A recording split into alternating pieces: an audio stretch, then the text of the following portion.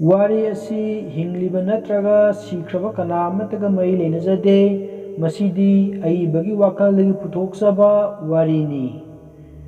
Mayam puna taminarase Sakhenbi Bhoot.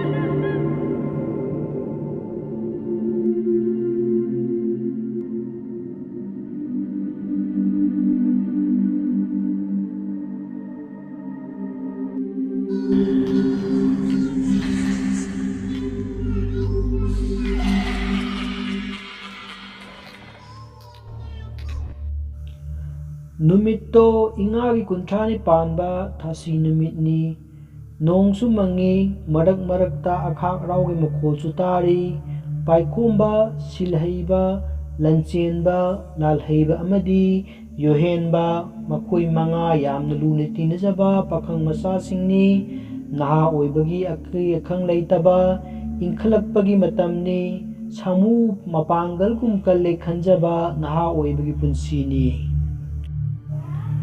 Paikhomba haire itau mayam ngasidi mayamna chanadaba mafam amada picnic chalusidana. Silhaibana haire hoi yae chaluse mayamna chanadaba mafam singdi talleda chatkadaba aduna mayam chanadaba mafam doina chaluse. Lanchenbana amu haire aisu mi mayam chanadaba mafam amada sasi hage khalambanine itauna hodorokpa yam fareda. Lalhaiba hoine adugumbudu hodorone nangagi sengmai leimarang waterfall seraugi turel haiduna tawlere yohen manamong makatari yamna interesting oiba khongchit oidorine ngasigi sidi Paikhomba hare adudi mayamloni yamnarabanina ngasi se mi amada chanadaba mafam male madudo nasalorse ko mayam khumlei hoi chalase madudagi makoi picnic chanaba thaurang tawre picnic mafamda thongnaba kon ha launa kamlaba fajarba nganu ama pukham tengkot nachingba punaba sem sare. Silhaibana haire Paikhomba nangi gari scorpion do puthoro aduga puna chalase.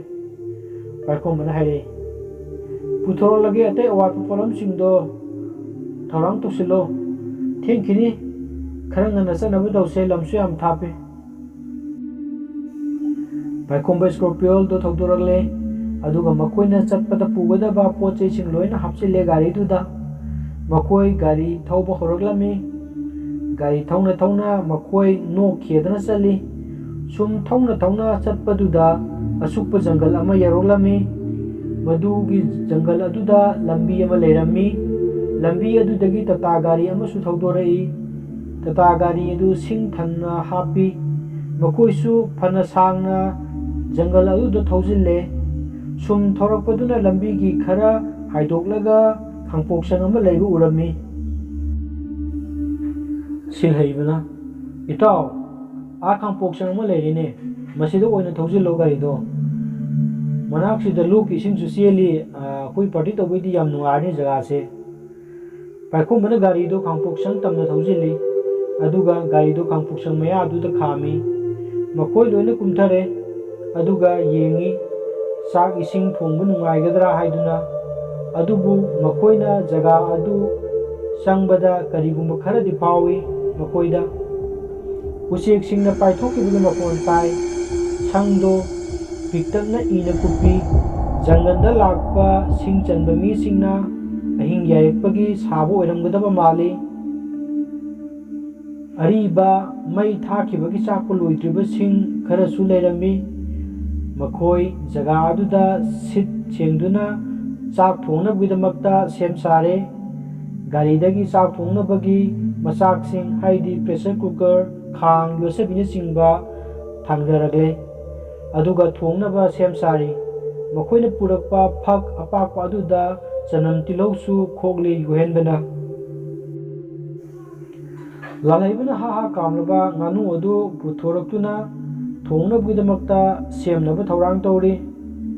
Paikhomba silhaiba nang sing khara du thiro jungle मनung si changaga silebna mu haire hoi thiraklage hojik kidi arai bising ado hana thongba horo paikhom bana lalaiba nganu du sembal ore bro lalaiba mu khumlei loire ngasi nganu sidi haurani hai lanchen bana pujari di tau paikhom ba nang he oiro nang thong na he awi paikhom ba hoi ai hek thong lage asumna makoi gi thabak sing mana tawgudu sing sindung nei silhaibado jungle lomda changkre sing thiba silhaibana as sidi sing kangba yam nei ne hairaga sing du thirami silhaibana sing du sum thina yamma thajadana masang mato pujarabi leisabi ama sing thidunu leibu urami leisabi do masam sangi yamna phajai yengbada ayengma bim khudingma bu sumatpa ngami silaibina leisabi adugi manakta chaksilli aduga hairei kariming kauge suklab jungle sida nathanda sing chalidu ki dabro leisabi aduna khumlei tharikha kawe kari chu ki deda hairga noi silaibina makha tare yum budai dano leisabi dunu khumlei sidagi kitang chalaga leire silaibana manung da su yum tabore leisabi dunu khumlei tai mi di yamadi tade kharab di tai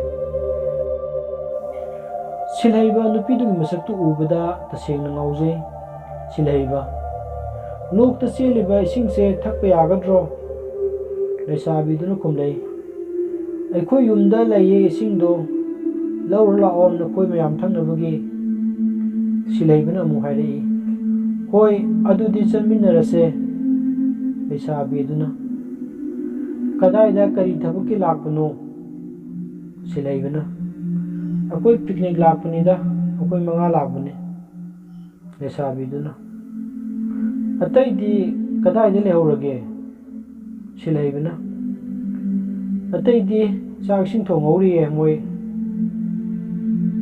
sum phana sangma lapana silaiba na hairei yum yodo kyam walige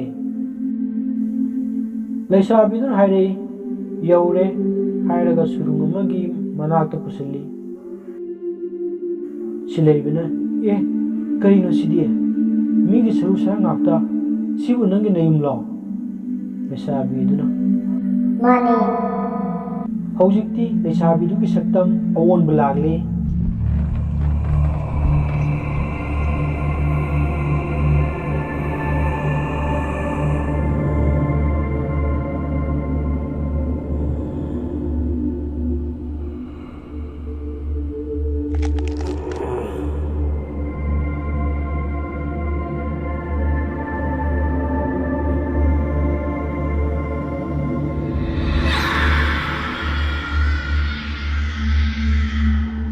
maya ani do sangduragle aduga silaibagi manakta chungsilagle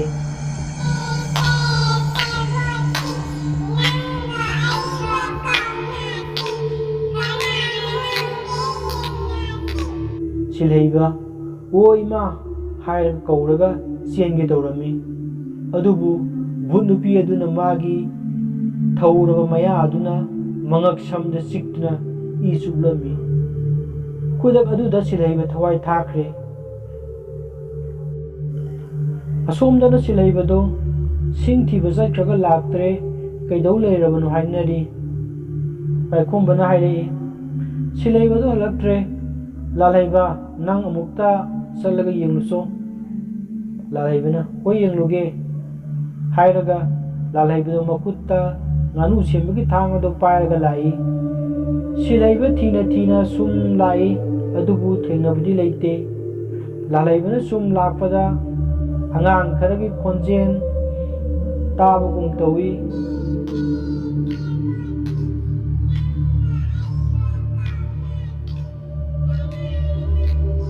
lalebana mi tama ne sidi silaibado soidana leramlagani masida ꯍꯥꯏꯔꯒ ꯂꯥꯜꯍꯩꯕꯗꯣ ꯁꯨꯝ ꯂꯥꯛꯏ꯫ ꯇꯥꯟꯖꯥ ꯑꯗꯨꯗ ꯃꯁꯛ ꯃꯇꯧ ꯐꯖꯔꯕꯤ ꯂꯩꯁꯥꯕꯤ ꯑꯃ ꯂꯩꯔꯝꯃꯤ꯫ ꯂꯩꯁꯥꯕꯤ ꯑꯗꯨꯅ ꯍꯥꯏꯔꯛꯏ, "ꯁꯤꯜꯍꯩꯕ ꯊꯤꯔꯛꯂꯤꯔꯣ?"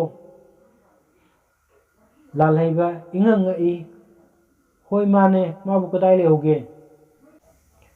ꯂꯩꯁꯥꯕꯤ ꯑꯗꯨꯅ ꯍꯥꯏꯔꯛꯏ, "ꯑꯁꯣꯝꯗ ꯂꯩꯍꯧꯕꯅꯦ" ꯍꯥꯏꯔꯒ ꯃꯥꯒꯤ ꯈꯨꯗꯣꯝꯕꯤꯗꯨ ꯊꯤꯟꯗꯨꯅ ꯇꯥꯛꯏ꯫ ꯂꯥꯜꯍꯩꯕ ꯂꯩꯁꯥꯕꯤ ꯑꯗꯨꯅ ꯇꯥꯛꯂꯤꯕ ꯃꯥꯏꯀꯩ ꯑꯗꯣꯝꯗ ꯆꯠꯇꯨꯅ ꯌꯦꯡꯏ꯫ ꯂꯥꯜꯍꯩꯕ ꯃꯤ ꯑꯃꯠꯇ ꯂꯩꯕ ꯎꯗꯕꯗꯨꯗ ꯍꯥꯏꯔꯛꯏ, "ꯀꯗꯣꯝꯗꯅꯣ ꯁꯤꯜꯍꯩꯕꯅ ꯂꯩꯔꯤꯁꯤꯕꯣ?" ꯃꯇꯝ ꯑꯗꯨꯗ ꯂꯩꯁꯥꯕꯤ ꯑꯗꯨꯒꯤ ꯁꯛꯇꯝ ꯑꯗꯨ ꯑꯣꯜꯂꯛꯂꯤ꯫ ꯃꯁꯝ ꯏꯐꯥ ꯐꯥ, ꯃꯃꯤꯠ ꯏꯂꯥꯎ ꯂꯥꯎ, ꯃꯌꯥ ꯑꯅꯤꯗꯨ ꯁꯥꯡꯗꯣꯔꯛꯂꯤ꯫ ꯂꯥꯜꯍꯩꯕ ꯆꯦꯟꯒꯦ ꯇꯧꯏ, ꯑꯗꯨꯕꯨ ꯚꯨꯠ ꯅꯨꯄꯤ ꯑꯗꯨꯅ ꯃꯃꯥꯡꯗ ꯊꯛꯆꯤꯜꯂꯤ꯫ ꯂꯥꯜꯍꯩꯕ ꯃꯈꯨꯠꯇ ꯄꯥꯏꯔꯤꯕ ꯊꯥꯡ ꯑꯗꯨꯅ ꯌꯥꯟꯅꯕ ꯍꯣꯠꯅꯩ, ꯑꯗꯨꯕꯨ ꯁ꯭ꯋꯥꯏ ꯁ꯭ꯋꯥꯏ ꯃꯥꯡꯏ, ꯌꯥꯟꯕꯗꯤ ꯐꯪꯗꯦ꯫ ꯂꯥꯜꯍꯩꯕꯅ ꯍꯥꯏꯔꯛꯏ, "ꯑꯩꯒꯤ ꯂꯝꯕꯤ ꯊꯥꯗꯣꯛꯎ." ꯚꯨꯠ ꯅꯨꯄꯤ ꯑꯗꯨꯅ ꯈꯨꯝꯂꯛꯏ, "ꯑꯩ ꯂꯃꯟ ꯈꯨꯝꯕ ꯂꯣꯏꯗ꯭ꯔꯤ."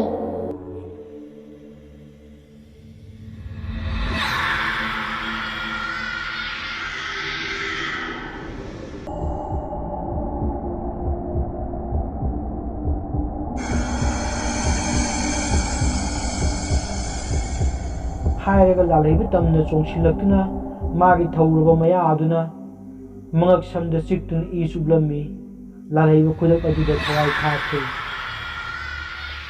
ꯑꯁꯣꯝꯗꯅ ꯄꯥꯏꯈꯣꯝꯕ, ꯌꯨꯍꯦꯟꯕ ꯑꯃꯗꯤ ꯂꯟꯆꯦꯟꯕ, ꯃꯈꯣꯏ ꯑꯍꯨꯝ ꯆꯠꯈꯤꯕ ꯃꯤ ꯑꯃꯠꯇ ꯍꯜꯂꯛꯇ꯭ꯔꯦ, ꯀꯔꯤ ꯇꯧꯔꯕꯖꯥꯠꯅꯣ ꯍꯥꯏꯗꯨꯅ ꯋꯥꯇꯥꯅꯔꯤ꯫ ꯂꯟꯆꯦꯟꯕꯅ ꯍꯥꯏꯔꯛꯏ, "ꯏꯇꯥꯎ, ꯆꯠꯈꯤꯕ ꯃꯤ ꯑꯃꯠꯇ ꯍꯜꯂꯛꯇ꯭ꯔꯦꯅꯦ, ꯃꯈꯣꯏꯕꯨ ꯍꯦꯂꯣꯏꯅꯒ ꯆꯦꯟꯈ꯭ꯔꯕꯖꯥꯠꯂꯥ?"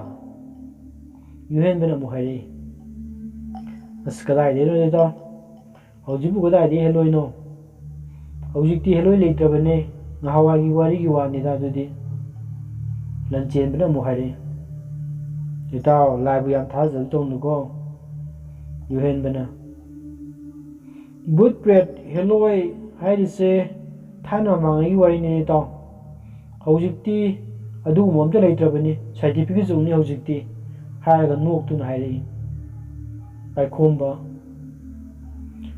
"ꯆꯥꯛ ꯏꯟꯁꯥꯡꯁꯨ ꯊꯣꯡꯕ ꯉꯁꯥꯏꯅ ꯂꯣꯏꯔꯦ, ꯑꯗꯨꯅ ꯌꯨꯍꯦꯟꯕ ꯅꯪꯒ ꯂꯟꯆꯦꯟꯕ ꯅꯪꯒ ꯃꯈꯣꯏ ꯑꯅꯤꯗꯣ ꯑꯃꯨꯛꯇ ꯌꯦꯡꯂꯨꯆꯣ, ꯂꯝꯕꯤ ꯂꯝꯃꯨꯛꯅꯔꯖꯥꯠꯂꯥ ꯃꯈꯣꯏꯕꯣ?" ꯂꯟꯆꯦꯟꯕꯅ ꯍꯥꯏꯔꯛꯏ, "ꯏꯇꯥꯎ, ꯑꯩꯈꯣꯏꯁꯤ ꯌꯨꯝꯗ ꯍꯟꯕꯅ ꯐꯗꯧ ꯃꯥꯜꯂꯦꯗ." ꯌꯥꯝꯅ ꯀꯤꯅ ꯍꯥꯏꯔꯛꯏ꯫ ꯌꯨꯍꯦꯟꯕ, "ꯑꯗꯨꯛ ꯌꯥꯝꯅ ꯄꯥꯡꯗꯕ ꯅꯨꯄꯥꯅꯕꯨ ꯏꯇꯥꯎ ꯑꯅꯤꯗꯨ ꯌꯥꯎꯗꯅ ꯑꯩꯈꯣꯏ ꯀꯃꯥꯏꯅ ꯌꯨꯝꯗ ꯍꯟꯗꯣꯏꯅꯣ?" ꯄꯥꯏꯈꯣꯝꯕꯅ ꯑꯃꯨꯛ ꯍꯥꯏꯔꯛꯏ, "ꯑꯗꯣ ꯊꯤꯔꯨꯔꯣ ꯅꯈꯣꯏ ꯑꯅꯤ." ꯌꯨꯍꯦꯟꯕꯅ ꯑꯃꯨꯛ ꯍꯥꯏꯔꯛꯏ, "ꯑꯩ ꯏꯇꯣꯝꯇ ꯊꯤꯔꯨꯒꯦ." ꯍꯥꯏꯔꯒ ꯌꯨꯍꯦꯟꯕꯗꯣ ꯍꯧꯒꯠꯂꯒ ꯊꯣꯛꯂꯛꯏ꯫ ꯌꯨꯍꯦꯟꯕ ꯃꯇꯣꯝꯇ ꯃꯈꯣꯏꯅ ꯆꯠꯈꯤꯕ ꯃꯥꯏꯀꯩ ꯑꯗꯣꯝꯗ ꯁꯨꯝ ꯂꯥꯛꯏ꯫ ꯃꯈꯣꯏ ꯑꯅꯤ ꯂꯩꯕ꯭ꯔꯥ ꯍꯥꯏꯗꯨꯅ ꯌꯦꯡꯗꯨꯅ ꯐꯅ ꯁꯥꯡꯅ ꯂꯥꯛꯂꯤ, ꯑꯗꯨꯕꯨ ꯊꯦꯡꯅꯕ ꯀꯧꯕꯗꯤ ꯂꯩꯇꯦ꯫ ꯌꯨꯍꯦꯟꯕ ꯁꯨꯝ ꯂꯥꯛꯄꯗ ꯈꯣꯟꯖꯦꯜ ꯈꯔ ꯇꯥꯕꯒꯨꯝ ꯇꯧꯏ ꯍꯥꯏꯗꯨꯅ ꯃꯉꯛ ꯊꯥꯡꯒꯠꯇꯨꯅ ꯇꯥꯏ꯫ ꯌꯨꯍꯦꯟꯕ, ꯅꯨꯄꯤ ꯑꯃ ꯀꯞꯄꯒꯤ ꯃꯈꯣꯟ ꯇꯥꯏꯅ ꯁꯤꯗꯤ, ꯑꯩꯕꯨ ꯀꯟꯕꯤꯌꯨ ꯍꯥꯏꯕꯁꯨ ꯃꯥꯜꯂꯤ ꯂꯥꯎꯔꯤꯁꯦ." ꯌꯨꯍꯦꯟꯕ, "ꯑꯁ, ꯁꯣꯏꯗ꯭ꯔꯦꯅꯦ, ꯃꯈꯣꯏ ꯑꯅꯤ ꯍꯜꯂꯛꯇꯦ ꯍꯥꯏꯔꯤꯁꯤꯗꯤ ꯅꯨꯄꯤ ꯑꯁꯤꯒꯤ ꯃꯅꯥꯛꯇ ꯁꯣꯏꯗꯅ ꯂꯩꯔꯝꯂꯅꯤ." ꯍꯥꯏꯔꯒ ꯌꯨꯍꯦꯟꯕ ꯅꯨꯄꯤ ꯑꯗꯨꯅ ꯀꯞꯂꯤꯕ ꯃꯥꯏꯀꯩ ꯑꯗꯣꯝꯗ ꯆꯦꯟꯁꯤꯜꯂꯤ, ꯑꯗꯨꯕꯨ ꯀꯞꯄꯒꯤ ꯃꯈꯣꯜꯗꯣ ꯁꯨꯝ ꯊꯥꯞꯇꯣꯛꯈꯤꯔꯝꯃꯤ꯫ ꯌꯨꯍꯦꯟꯕꯅ ꯑꯃꯨꯛ ꯈꯜꯂꯤ, ꯅꯨꯄꯤ ꯑꯁꯤ ꯑꯩꯕꯨ ꯀꯟꯕꯤꯌꯨ ꯍꯥꯏꯅ ꯂꯥꯎꯔꯒ ꯆꯦꯟꯕ ꯃꯥꯜꯂꯤ, ꯑꯗꯨꯅ ꯌꯨꯍꯦꯟꯕꯒ ꯁꯤꯜꯍꯩꯕꯒ ꯁꯣꯏꯗꯅ ꯇꯥꯟꯅꯕ ꯑꯣꯏꯔꯝꯃꯅꯤ ꯃꯁꯤ꯫ ꯌꯨꯍꯦꯟꯕꯁꯨ ꯁꯨꯝ ꯇꯥꯟꯅꯩ ꯈꯣꯟꯖꯦꯜ ꯑꯗꯨꯒꯤ ꯃꯥꯏꯀꯩ ꯇꯝꯅ, ꯁꯨꯝ ꯇꯥꯟꯅꯔꯛꯄꯗꯨꯅ ꯌꯥꯝꯅ ꯊꯥꯞꯇꯣꯔꯛꯂꯦ꯫ ꯌꯨꯍꯦꯟꯕ, "ꯐꯅꯗꯤ ꯁꯥꯡꯂꯦꯁꯦ ꯑꯩꯅ ꯇꯥꯟꯅꯔꯛꯂꯤꯁꯦ, ꯑꯣ, ꯁꯨꯔꯨꯡ ꯑꯃꯗꯤ ꯂꯩꯅꯦ, ꯅꯨꯄꯤ ꯑꯃꯁꯨ ꯀꯞꯄꯒꯤ ꯃꯈꯣꯜ ꯇꯥꯏ, ꯁꯣꯏꯗ꯭ꯔꯦ, ꯁꯨꯔꯨꯡ ꯑꯁꯤꯒꯤ ꯃꯅꯨꯡꯗ ꯅꯨꯄꯤ ꯑꯁꯤ ꯏꯖꯠ ꯂꯧꯕꯤꯕ ꯁꯣꯏꯗꯅ ꯑꯣꯏꯔꯝꯂꯒꯅꯤ." ꯍꯥꯏꯗꯨꯅ ꯌꯨꯍꯦꯟꯕꯅ ꯁꯨꯔꯨꯡ ꯑꯗꯨꯒꯤ ꯃꯅꯨꯡꯗ ꯆꯪꯁꯤꯜꯂꯛꯂꯦ꯫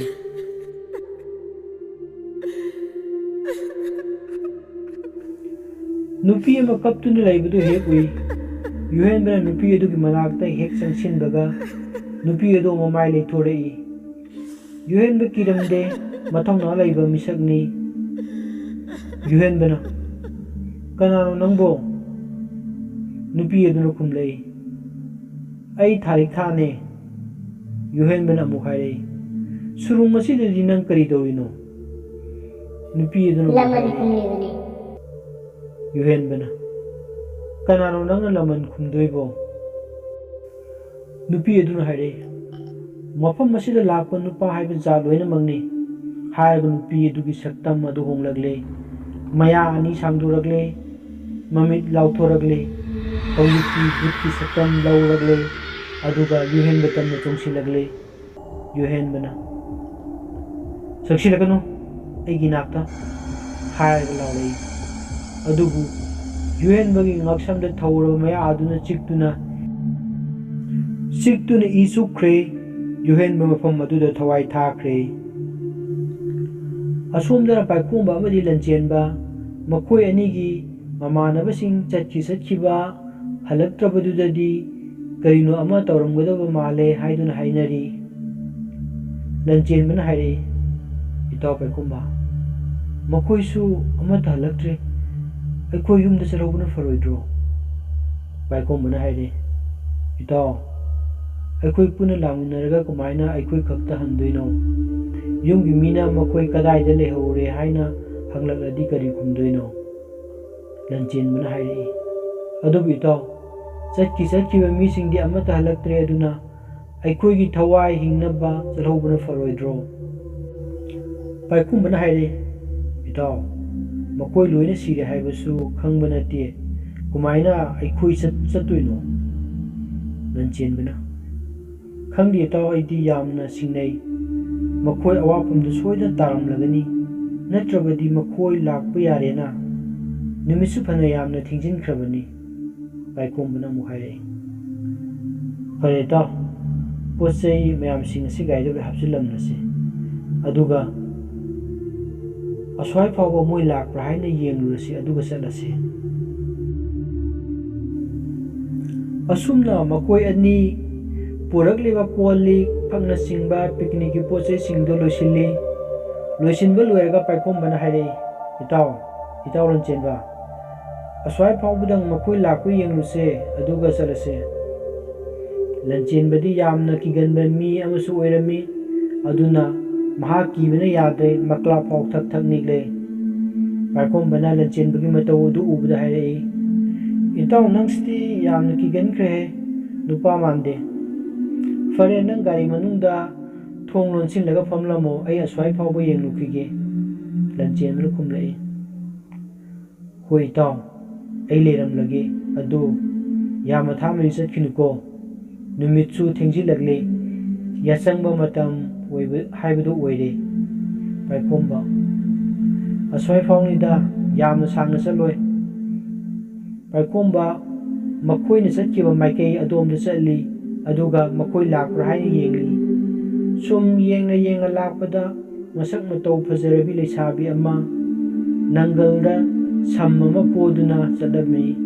Paikhomba Isal saida mi kharaga ubro. Nupi aduna khumlaklami. Ibung makhoi ahumla. Paikhomba hoi mane kadaida lehoge. Nupi aduna o makhoi di ada lairiba chingi napom sesti lehobane. Paikhomba amuk hairei. Kaidau hoge makhoi bo. Nupi aduna amuk khumlei. Khungi laisasingna jagoi sabe yenghobane ibung. Paikhomba o sigi manungda changlaga khun tabore. Nupi aduna khumlei. Khul laibane ibung. Paikhomba matomta murum soli. Somdana aikoina wana ngairi. Aduga moina khungi laisasina jagoi saba yengduna leiriba. Yum pawa ni khangdaba moibu karamba miyoinone.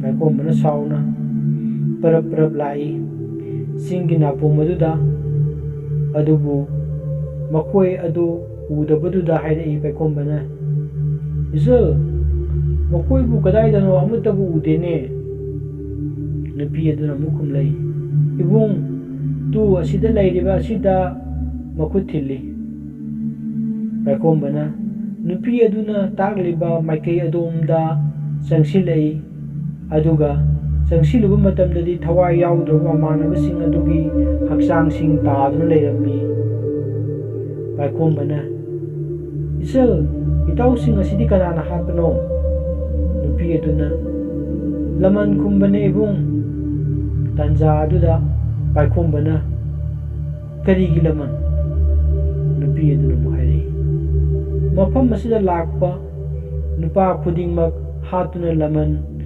ꯁꯤꯡꯂꯤꯕꯅꯤ ꯈꯨꯗꯛ ꯑꯗꯨꯗ ꯅꯨꯄꯤ ꯑꯗꯨꯒꯤ ꯁꯛꯇꯝ ꯑꯗꯨ ꯍꯣꯡꯂꯛꯂꯤ ꯃꯌꯥ ꯑꯅꯤ ꯁꯥꯡꯗꯣꯔꯛꯂꯤ ꯃꯃꯤꯠ ꯂꯥꯎꯊꯣꯔꯛꯂꯤ ꯑꯗꯨꯒ ꯄꯥꯏꯈꯣꯝꯕ ꯇꯝꯅ ꯆꯣꯡꯁꯤꯜꯂꯛꯂꯤ ꯑꯃꯗꯤ ꯄꯥꯏꯈꯣꯝꯕꯒꯤ ꯉꯛꯁꯝꯗ ꯊꯧꯔꯕ ꯃꯌꯥ ꯑꯗꯨꯅ ꯆꯤꯛꯇꯨꯅ ꯏ ꯆꯨꯞꯈ꯭ꯔꯦ ꯄꯥꯏꯈꯣꯝꯕꯁꯨ ꯈꯨꯗꯛ ꯑꯗꯨꯗ ꯃꯐꯝ ꯑꯗꯨꯗ ꯊꯋꯥꯏ ꯊꯥꯈ꯭ꯔꯦ ꯑꯁꯣꯝꯗꯅ ꯂꯟꯆꯦꯟꯕ ꯃꯇꯣꯝꯇ ꯀꯤꯕꯅ ꯌꯥꯗ꯭ꯔꯦ ꯆꯠꯈꯤꯕ ꯃꯤ ꯑꯃꯠꯇꯁꯨ ꯍꯜꯂꯛꯇ꯭ꯔꯕꯗꯨꯗꯗꯤ ꯀꯔꯤꯒꯨꯝꯕ ꯑꯃ ꯁꯣꯏꯗꯅ ꯇꯧꯔꯝꯂꯒꯅꯤ ꯈꯜꯂꯤ ꯅꯨꯃꯤꯠꯇꯤ ꯇꯥꯁꯤꯜꯂꯛꯂꯦ ꯇꯟꯖꯥ ꯑꯗꯨꯗ ꯂꯟꯆꯦꯟꯕ ꯃꯁꯛ ꯃꯇꯧ ꯐꯖꯔꯕꯤ ꯅꯨꯄꯤ ꯑꯃꯅ ꯂꯝꯕꯤꯗ ꯂꯥꯛꯄ ꯎꯔꯝꯃꯤ ꯂꯟꯆꯦꯟꯕꯅ ꯃꯇꯣꯝꯇ ꯃꯨꯔꯨꯝ ꯃꯨꯔꯨꯝ ꯁꯣꯜꯂꯤ ꯑꯁꯨꯛ ꯊꯦꯡꯂꯀꯥꯟꯁꯤꯗ ꯅꯨꯄꯤ ꯑꯁꯤꯗꯤ ꯀꯗꯥꯏꯗ ꯆꯠꯂꯨꯔꯤꯖꯥꯠꯅꯣ ꯅꯨꯄꯤ ꯑꯗꯨꯅ ꯂꯟꯆꯦꯟꯕꯒꯤ ꯃꯅꯥꯛꯇ ꯆꯪꯁꯤꯟꯗꯨꯅ ꯍꯥꯏꯔꯛꯏ ꯏꯕꯨꯡꯒꯤ ꯒꯥꯔꯤꯁꯤꯗ ꯈꯤꯇ ꯌꯥꯎꯖꯒꯦ ꯑꯩ ꯈꯔ ꯊꯦꯡꯗꯣꯛꯈ꯭ꯔꯦ ꯂꯟꯆꯦꯟꯕꯅ ꯏꯆꯜꯕꯨ ꯀꯔꯤ ꯃꯤꯡ ꯀꯧꯒꯦ ꯅꯨꯄꯤ ꯑꯗꯨꯅ ꯈꯨꯝꯂꯩ ꯊꯥꯔꯤꯛꯊꯥ ꯀꯧꯋꯦ ꯏꯕꯨꯡ ꯂꯟꯆꯦꯟꯕꯅ ꯑꯃꯨꯛ ꯍꯥꯏꯔꯛꯏ ꯀꯗꯥꯏꯗ ꯆꯠꯂꯨꯕꯅꯣ ꯅꯨꯄꯤ ꯑꯗꯨꯅ ꯈꯨꯝꯂꯩ ꯆꯤꯡꯒꯤ ꯏꯇꯥ ꯑꯃ ꯂꯩꯌꯦ ꯃꯈꯣꯏꯗ ꯆꯠꯂꯨꯕꯅꯦ ꯂꯟꯆꯦꯟꯕꯅ ꯑꯃꯨꯛ ꯍꯥꯏꯔꯛꯏ ꯁ꯭ꯋꯥꯏꯗꯁꯨ ꯆꯤꯡꯒꯤ ꯈꯨꯜ ꯇꯥꯕ꯭ꯔꯣ ꯅꯨꯄꯤ ꯑꯗꯨꯅ ꯑꯃꯨꯛ ꯍꯥꯏꯔꯛꯏ ꯍꯣꯏ ꯇꯥꯏꯌꯦ ꯈꯨꯟꯒꯤ ꯀꯨꯝꯍꯩ ꯂꯩꯌꯦ ꯑꯗꯨꯅ ꯌꯦꯡꯂꯨꯕꯅꯦ ꯊꯦꯡꯗꯣꯛꯈ꯭ꯔꯦ ꯂꯟꯆꯦꯟꯕꯅ ꯑꯣ ꯑꯗꯨꯗꯤ ꯑꯇꯣꯞꯄ ꯃꯤ ꯂꯥꯛꯍꯧꯕ꯭ꯔꯣ ꯀꯨꯝꯍꯩ ꯌꯦꯡꯕ ꯅꯨꯄꯤ ꯑꯗꯨꯅ ꯍꯣꯏ ꯂꯥꯛꯍꯧꯋꯦ ꯃꯈꯣꯏ 4 ꯂꯩꯍꯧꯕꯅꯦ ꯂꯟꯆꯦꯟꯕꯅ ꯃꯈꯣꯏꯗꯤ ꯀꯨꯝꯍꯩ ꯌꯦꯡꯍꯧꯔꯤꯕ꯭ꯔꯣ ꯁꯣꯝꯗꯅ ꯀꯂꯥꯞꯄ ꯊꯛ ꯅꯤꯛꯄ ꯃꯈꯩ ꯉꯥꯏꯔꯒ ꯅꯨꯄꯤ ꯑꯗꯨꯅ ꯍꯥꯏꯔꯛꯏ ꯏꯕꯨꯡ ꯄꯨꯡꯀꯤꯁꯨ ꯀꯤꯕꯤꯔꯨꯅꯨꯗ ꯅꯨꯄꯥꯅꯕꯨ ꯂꯟꯆꯦꯟꯕꯅ ꯑꯃꯨꯛ ꯍꯥꯏꯔꯛꯏ ꯑꯗꯨꯗꯤ ꯃꯐꯝ ꯑꯗꯨꯗ ꯆꯠꯂꯨꯔꯁꯤꯔꯣ ꯅꯨꯄꯤ ꯑꯗꯨꯅ ꯑꯃꯨꯛ ꯍꯥꯏꯔꯛꯏ ꯍꯣꯏ ꯌꯥꯏꯌꯦ ꯏꯕꯨꯡꯁꯨ ꯃꯈꯣꯏꯒ ꯂꯥꯛꯃꯤꯟꯅꯕ꯭ꯔꯣ ꯂꯟꯆꯦꯟꯕꯅ ꯍꯣꯏ ꯑꯩꯈꯣꯏ 5 ꯂꯥꯛꯃꯤꯟꯅꯕꯅꯦ ꯑꯗꯨꯗꯤ ꯐꯔꯦ ꯏꯆꯜ ꯆꯠꯂꯨꯔꯁꯤ ꯍꯥꯏꯗꯨꯅ ꯂꯟꯆꯦꯟꯕꯒ ꯒꯥꯔꯤ ꯑꯗꯨ ꯊꯧꯗꯣꯔꯛꯂꯦ ꯅꯨꯄꯤ ꯑꯗꯨꯅ ꯏꯕꯨꯡ ꯁꯣꯝꯗ ꯂꯩꯔꯤꯕ ꯂꯝꯕꯤ ꯑꯁꯤꯗ ꯆꯠꯄꯤꯌꯣ ꯂꯟꯆꯦꯟꯕꯅ ꯀꯌꯥꯝ ꯋꯥꯠꯂꯤꯒꯦ ꯌꯧꯒꯗꯕ ꯏꯆꯜ ꯅꯨꯄꯤ ꯑꯗꯨꯅ ꯑꯃꯨꯛ ꯍꯥꯏꯔꯛꯏ ꯌꯧꯗꯣꯔꯦ ꯏꯕꯨꯡ ꯁꯤꯒꯤ ꯆꯤꯡꯁꯤꯒꯤ ꯅꯥꯄꯣꯝꯁꯤꯗ ꯊꯧꯖꯤꯜꯂꯣ ꯒꯥꯔꯤꯗꯣ ꯂꯟꯆꯦꯟꯕꯅ ꯒꯥꯔꯤ ꯑꯗꯨ ꯊꯧꯖꯤꯜꯂꯦ ꯑꯗꯨꯒ ꯒꯥꯔꯤꯗꯒꯤ ꯀꯨꯝꯊꯩ ꯂꯟꯆꯦꯟꯕꯅ ꯏꯆꯜ ꯀꯗꯣꯝꯗꯅꯣ ꯅꯨꯄꯤ ꯑꯗꯨꯅ ꯍꯥꯏꯔꯛꯏ ꯃꯁꯤꯗꯅꯤ ꯏꯕꯨꯡ ꯃꯩꯕꯨ ꯃꯨꯠꯈ꯭ꯔ ꯃꯥꯜꯂꯦ ꯂꯟꯆꯦꯟꯕꯅ ꯑꯃꯨꯛ ꯍꯥꯏꯔꯛꯏ ꯁꯤꯗꯤ ꯀꯅꯥꯁꯨ ꯂꯩꯇꯦꯗ ꯅꯨꯄꯤ ꯑꯗꯨꯅ ꯂꯩꯕꯅꯤ ꯏꯕꯨꯡ ꯁꯨꯔꯨꯡ ꯑꯗꯨꯗ ꯌꯦꯡꯉꯣ ꯂꯟꯆꯦꯟꯕ ꯇꯨ ꯈ꯭ꯌꯥꯎ ꯂꯥꯎꯅ ꯆꯣꯡꯉꯤ ꯃꯥꯒ ꯂꯥꯛꯃꯤꯟꯅꯕ ꯃꯃꯥꯟꯅꯕꯁꯤꯡ ꯂꯣꯏꯅ ꯁꯤꯗꯨꯅ ꯂꯩꯔꯝꯂꯕ ꯑꯗꯨꯗꯗꯤ ꯇꯥꯟꯖꯥ ꯑꯗꯨꯗ ꯅꯨꯄꯤ ꯑꯗꯨꯒꯤ ꯑꯁꯦꯡꯕ ꯁꯛꯇꯝ ꯑꯣꯜꯂꯛꯂꯦ ꯃꯌꯥ ꯑꯅꯤ ꯁꯥꯡꯗꯣꯔꯛꯂꯦ ꯃꯃꯤꯠ ꯂꯥꯎꯊꯣꯔꯛꯂꯦ ꯂꯟꯆꯦꯟꯕ ꯚꯨꯠ ꯅꯨꯄꯤ ꯑꯗꯨꯒꯤ ꯁꯛꯇꯝꯗꯨ ꯎꯕꯗ ꯃꯍꯥꯛ ꯋꯥꯟꯊꯗꯨꯅ ꯂꯩꯃꯥꯏꯗ ꯇꯥꯈ꯭ꯔꯦ ꯃꯗꯨꯗꯒꯤ ꯚꯨꯠ ꯅꯨꯄꯤ ꯑꯗꯨꯅ ꯂꯟꯆꯦꯟꯕꯕꯨ ꯃꯍꯥꯛꯀꯤ ꯊꯧꯔꯕ ꯃꯌꯥ ꯑꯅꯤ ꯑꯗꯨꯅ ꯉꯛꯁꯝꯗ ꯆꯤꯛꯇꯨꯅ ꯏ ꯆꯨꯞꯈ꯭ꯔꯦ ꯃꯈꯣꯏ 5ꯒꯤ ꯄꯨꯟꯁꯤ ꯃꯐꯝ ꯑꯗꯨꯗ ꯊꯋꯥꯏ ꯊꯥꯈ꯭ꯔꯦ ꯁꯛꯍꯦꯟꯕꯤ ꯕꯨꯠꯀꯤ 2ꯁꯨꯕ ꯇꯥꯡꯀꯛ ꯌꯥꯝꯅ ꯊꯨꯅ ꯄꯨꯗꯨꯅ ꯂꯥꯛꯆꯒꯦ 2ꯁꯨꯕ ꯇꯥꯡꯀꯛ ꯑꯁꯤꯗ ꯀꯔꯤ ꯃꯔꯝꯒꯤꯗꯃꯛ ꯃꯥꯅ ꯂꯃꯟ ꯈꯨꯝꯂꯤꯕꯅꯣ ꯍꯥꯏꯕꯗꯨ ꯃꯌꯥꯝ ꯄꯨꯟꯅ ꯌꯦꯡꯗꯨꯅ ꯈꯪꯃꯤꯟꯅꯔꯁꯤ ꯑꯃꯗꯤ ꯆꯦꯅꯦꯜ ꯑꯁꯤꯕꯨ ꯁꯕꯁꯀ꯭ꯔꯥꯏꯕ ꯑꯃꯗꯤ ꯕꯦꯜ ꯅꯣꯇꯤꯐꯤꯀꯦꯁꯟ ꯑꯥꯏꯀꯣꯟ ꯅꯝꯕꯤꯗꯨꯅ ꯑꯗꯣꯝꯒꯤ ꯃꯣꯕꯥꯏꯜꯗ ꯅꯣꯇꯤꯐꯤꯀꯦꯁꯟ ꯂꯥꯛꯍꯟꯕꯤꯌꯨ